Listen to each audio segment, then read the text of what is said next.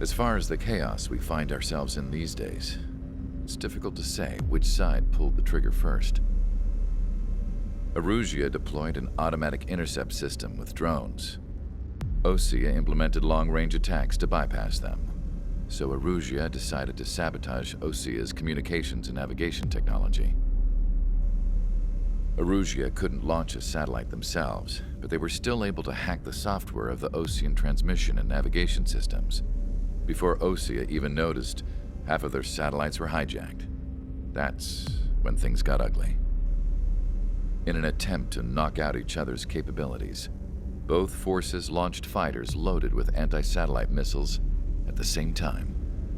Only military satellites were targeted. However, their destruction created a debris field in orbit, which wiped out scores of other satellites, both private and government-owned. What kept the world relatively sane up to that point had been free-flowing data and information. But now, those were gone. All that remained was chaos and confusion. Government and civilian broadcasts and transmissions were cut off. The flow of information had ceased. Forces on both sides of the conflict now found themselves unable to communicate with their superiors.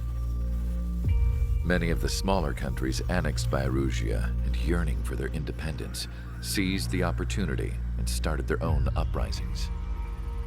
As for why some of Osea's military decided to break off from the main force and continue on their own, I have no idea. Perhaps there was some sort of dispute over the chain of command. The continent that had once seen wars that were only fought between Osea and Erusia was now full of numerous conflicts between rival leaders vying for power.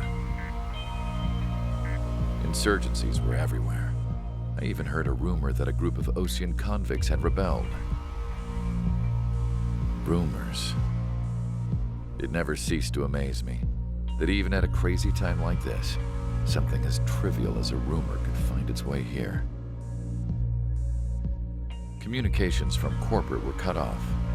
Apparently, the entire computer network was down. It was a wise decision to make our drones autonomous with AI instead of being radio-controlled. Wise and forward-thinking. Even with their GPS offline, they can still use their sensors to navigate as long as they're working properly. I'm sure the drones are still working perfectly, following their mission orders to the letter. I wish I could upload Mihai's new data to them. But without a connection, I can't upload the software to the active drones. The new ones we're making, though, there should still be enough time to upgrade those before they're activated. I'll be taking the data I've acquired away from the front lines now. Oh, and I'll be taking the girls too. I told my assistant Masa it was time to get Mihai's granddaughters ready to leave here. She's not much older than the girls, but she has a way about her, and I'm sure she won't have any trouble with them. I saw a plane flying off in the distance. I imagine it was looking for a safer place. The plane had a rose emblem on it.